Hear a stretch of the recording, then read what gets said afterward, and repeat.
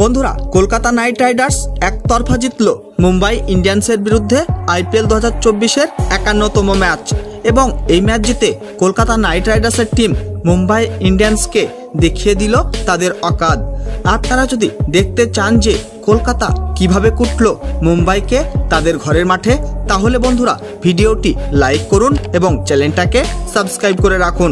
বন্ধুরা, খেলা হয়ে গেল আইপিএল 2024-এর 51তম ম্যাচ কলকাতা নাইট রাইডার্স এবং মুম্বাই ইন্ডিয়ান্সের মধ্যে।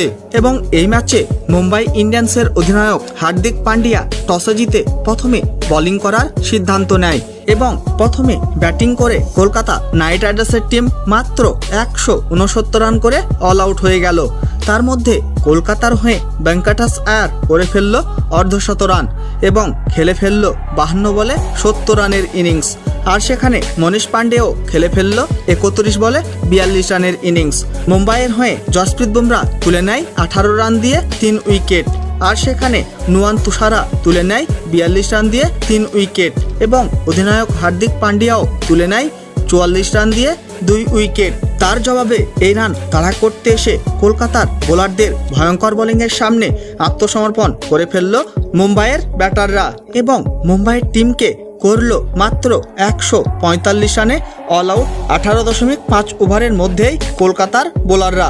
মুম্বাইয়ের হয়ে সূর্যকুমার যাদব খেলে ফেলল 35 বলে 56 রানের তাবড়তোড় ইনিংস। তারপর আর কোনো চমৎকার করতে পারেনি মুম্বাই ইন্ডিয়ান্সের ব্যাটাররা এই ম্যাচে।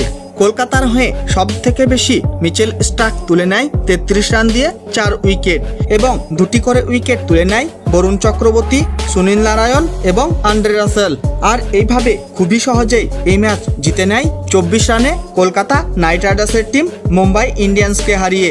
বন্ধুরা, ভিডিওটি শেষ পর্যন্ত দেখার জন্য ধন্যবাদ জানাই। তাহলে দেখা হবে নেক্সট কোনো ভিডিওতে।